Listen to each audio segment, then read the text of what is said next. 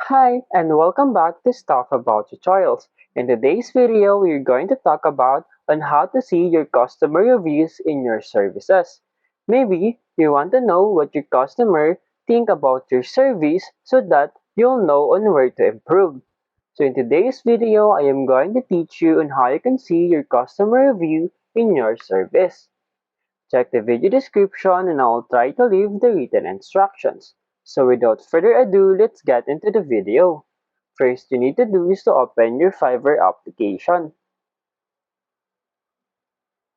Once you open your Fiverr application, you'll be directed into this page. You can also see below the message icon, list icon, and then the profile icon.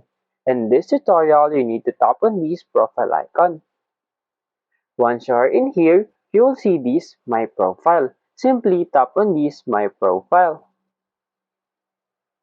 Once you are in this page, you can also see here the category for About, Gigs, and Reviews. So to see your customer reviews, tap on these Reviews.